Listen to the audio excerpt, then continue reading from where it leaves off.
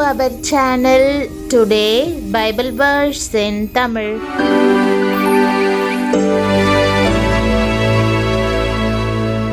இன்றைய வசனம் 2 கொரிந்தியர் 12ஆம் அதிகாரம் 9ஆம் வசனம். கிறிஸ்துவுக்குள் பிரியமானவர்களே, நம்முடைய ஆண்டவரும் இரட்சகருமான இயேசு கிறிஸ்துவின் வல்லமையுள்ள நாமத்தில் உங்களை வாழ்த்துகிறேன். தேவனுடைய கிருபை ஒருபோதும் நம்முடைய வலியை போக்குவதில்லை, ஆனால் அது நமக்கு பலனை கொடுக்கும்.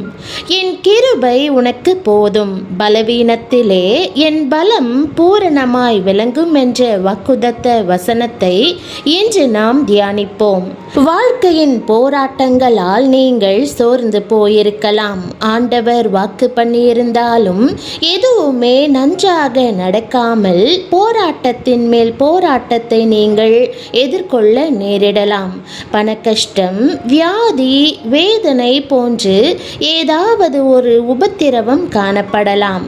ஆண்டவருடைய வாக்குதத்தம் நிறைவேறுவதை காண முடியவில்லையே என்று நீங்கள் கவலைப்படலாம். இது போன்ற சூழ்நிலையை ஒரு தேவ ஊழியருடைய குடும்பம் எதிர்கொள்ள நேரிட்ட போது அவர்கள் நடப்பவற்றையெல்லாம் தேவனிடம் முறையிட்டார்கள்.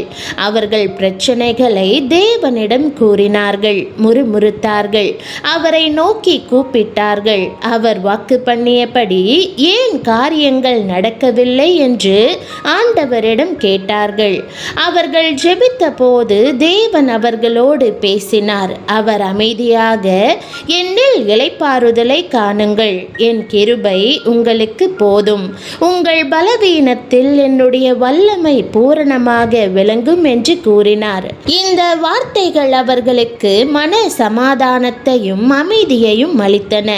இது அவர்கள் போராட்டமோ அல்லது உபத்திரவமோ அல்ல என்றும், இவற்றால் எல்லாம் மேம்படும் என்றும், தேவன் அவர்களுக்கு பின்னாக கிரியை செய்கிறார் என்பதையும் உணர்ந்து கொண்டார்கள். தேவனுடைய கிருபையும் வல்லமையும் எப்போதும் அவர்கள் பலவீனமாக இருக்கும் தருணங்களிலும் அவர்களோடு இருந்தது. நீங்கள் பண கஷ்டத்தின் வழியாக கடந்து செல்லலாம். தேவன் எப்போதும் உங்களுக்கு வேண்டியவற்றை அருளி செய்வார் என்பதை மறந்து போகக்கூடாது. உங்களுக்கு தேவைப்படும் போது யாரையாவது அனுப்பி உணவு தருவார். பிள்ளைகளின் பள்ளி கட்டணம் செலுத்துவதற்கு, கடனை திரும்ப கட்டுவதற்கு, வீட்டை கட்டுவதற்கு, இவற்றோடு பயணம் செய்ய, புதிய கார் வாங்குவதற்கும் கூட போதுமான பணத்தை அவர் தருவார். இது முடியாது என்று நீங்கள் நினைக்கலாம். ஆனால் தேவன் ஒரு வழியை உண்டு பண்ணுவார். உங்கள் வாழ்க்கையை குறித்து அவர் கொண்டிருக்கும் திட்டத்தை விசுவாசியுங்கள். வாக்குதத்தத்தை நோக்கி நீங்கள் பயணிக்கும் போது அவரது கிருபை உங்களை சுமந்து தாங்கி வழிநடத்தும் என்பதை அறிந்து கொள்ளுங்கள். கர்த்தரில் பலன் கொள்ளுகிறவனும் கர்த்தரை பலனாக கொண்டவனும் பாக்கியவான். வாழ்க்கையின் ஒவ்வொரு பகுதியிலும் பலன் கொண்டு கர்த்தரை துதித்து மகிழ்ந்தவர் தாவீது. அவர் எழுதுகிறார், கர்த்தர் என் பலனும் என் கீதமும் மாணவர். நாம் பலத்தில் பூரணப்பட்டவர்களாய் இருக்கும்படி அழைக்கப்பட்டவர்கள். ஆகவே நாம் பலன் கொள்ள வேண்டியது மிகவும் அவசியம். நம் பலனுள்ள கர்த்தர் எப்பொழுதும் நம்மை பலப்படுத்த ஆவலோடு இருக்கிறார். நீங்கள் உங்களை பலவீனன் என்றோ, அநாதை என்றோ, படிப்பறிவில்லாதவன் என்றோ எண்ணி ஒருபோதும் சோர்ந்து போகாதேயுங்கள். ஞானிகளை வெட்கப்படுத்தும்படி தேவன் உலகத்தில் பைத்தியமானவைகளை தெரிந்து கொண்டார். பலமுள்ளவைகளை வெட்கப்படுத்தும்படி தேவன் உலகத்தில் பலவீனமானவைகளை தெரிந்து கொண்டார் என்று வேதம் சொல்லுகிறது.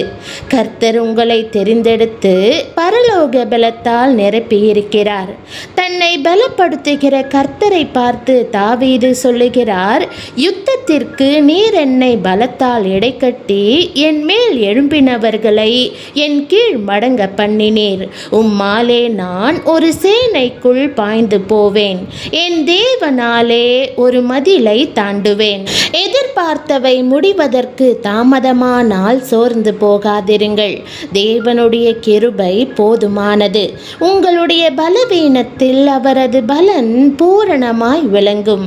நீங்கள் ஜெபித்து இந்த கிருபையை பெற்றுக்கொள்ள முடியும் என்பதை அறிந்து ஆறுதல் கொள்ளுங்கள். பிரியமானவர்களே, என் மாம்சத்திலே ஒரு முள் கொடுக்கப்பட்டிருக்கிறது, அதை என்னை விட்டு எடுத்து போடும் என்று பவுல் 3 தரம் கர்த்தரிடத்திலே வேண்டிக் கொண்டான். ஆனால் ஆண்டவரிடத்திலிருந்து அவனுக்கு ஒரு பதிலும் கிடைக்கவில்லை.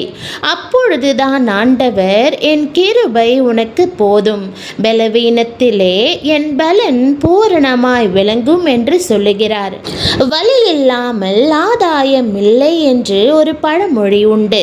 நமக்கு உபத்திரவங்கள் வரும்பொழுது சில வேளைகளில் ஏன் எனக்கு இப்படி நடக்கிறது என்று ஆண்டவரிடத்தில் நாம் கோபித்துக் கொள்கிறோம். இந்த முள்ளை என்னை விட்டு எடுத்து போடும் என்று சொல்லுகிறோம். சில வேளைகளில் நீர் எனக்கு உதவி செய்யாவிட்டால், என்னுடைய வலியை எடுத்து போடாவிட்டால் நான் உமக்கு ஊழியம் செய்ய மாட்டேன் என்று சொல்லுகிறோம். அது நிமித்தம் என்ன நடக்கிறது? நாம் மன அழுத்தத்திற்கு போய்விடுகிறோம். பிசாசு நம்மை இருளுக்குள் கிடத்தி விடுகிறான். அப்படி இல்லை பிரியமானவர்களே, நாம் அநேக உபத்திரவங்களின் வழியாக தேவனுடைய ராஜ்யத்தில் பிரவேசிக்க வேண்டும் என்றுதான் வேதம் சொல்லுகிறது. நாம் உபத்திரவத்தை பொறுமையோடு சகிக்கும் பொழுது ஆண்டவருடைய கிருபை நம்மை தாங்குகிறது. என் கால் சறுக்குகிறது என்று நான் சொல்லும் பொழுது உம்முடைய கிருபை என்னை தாங்குகிறது என்று தாவீது சொல்லுகிறான். அதுபோலவே நான் உபத்திரவப்பட்டது எனக்கு நல்லது என்று நாமும் சொல்லும் பொழுது கர்த்தருடைய கிருபை நம்மை தாங்குகிறது. பிரியமானவர்களே, இன்றைக்கு நமக்கு கொடுக்கப்பட்டிருக்கிற முள் சரீர பிரகாரமாக மனதளவிலே ஆவிக்குரிய வாழ்க்கையில் ஏற்படுகிற ஒரு காரியமாக இருக்கலாம். ஆனால் தேவன் எல்லாவற்றிற்கும் ஒரு நோக்கத்தை வைத்திருக்கிறார். ஆகவேதான் என் கிருபை உனக்கு போதும் என்று அவர் சொல்லுகிறார்.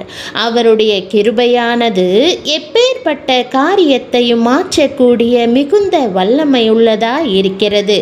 அவருடைய கிருபையானது நம்மை சுமந்து செல்கிறது, நம்மை கர்த்தருக்கு தகுதியுள்ள பிள்ளைகளாக மாற்றுகிறது.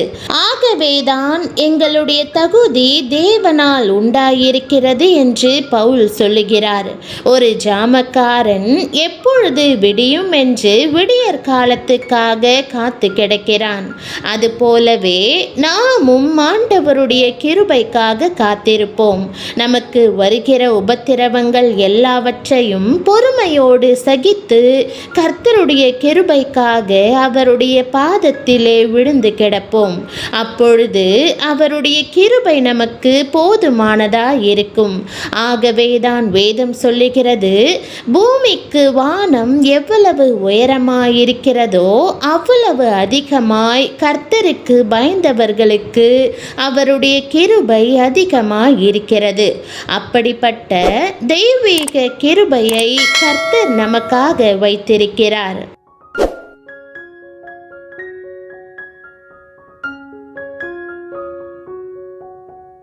ஜெபம். அன்பின் ஆண்டவரே, உம்முடைய கிருபை எனக்கு போதுமானதா இருப்பதற்காக உமக்கு நன்றி செலுத்துகிறேன். என்னுடைய வேதனைகள் பாடுகள் மத்தியில் நான் வழுக்கி விழாதபடி உமது கிருபை என்னை தாங்கிக் கொள்ளட்டும். உம்முடைய கிருபையினால் என்னை சூழ்ந்து கொள்வீராக.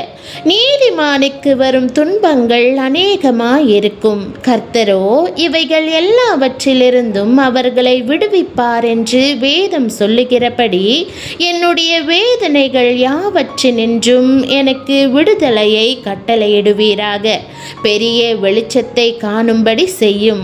என் உள்ளத்தில் விசாரங்கள் பெருகுகையில் உம்முடைய ஆறுதல்கள் என்னை தேற்றுகிறது என்று தாவீது சொன்னது போல உம்முடைய ஆறுதல் என்னை தேற்றுவதற்காக உமக்கு ஸ்தோத்திரம். நீர் எனக்காக யாவற்றையும் செய்து முடிப்பீர், என்னை வழி நடத்துவீர் என்று நம்பி உம்முடைய பிரசன்னத்தில் இளைப்பாறுதல் காணும்படி என்னுடைய கவலைகள் குறைபாடுகள் எல்லாவற்றையும் உம்மிடம் ஒப்படைக்கிறேன். என்னுடைய என்னுடைய தேவைகள் எல்லாவற்றையும் உம்முடைய கிருபையினால் இன்றைக்கு சந்தித்தருளும். என்னுடைய பலவீனத்தை உம்முடைய வல்லமையினால் பூரணமாய் நிறைவாக்கும். நீர் கொடுத்திருக்கும் வாக்குதத்தத்திற்காக உமக்கு நன்றி செலுத்துகிறேன். உம்முடைய கிருபையினாலும் வல்லமையினாலும் என்னை பலப்படுத்த வேண்டும் என்று இயேசுவின் நாமத்தில் ஜெபிக்கிறேன் நல்ல பிதாவே, ஆமேன். தேவனுடைய நாமம் மகிமைப்படுவதாக. ஆமேன்.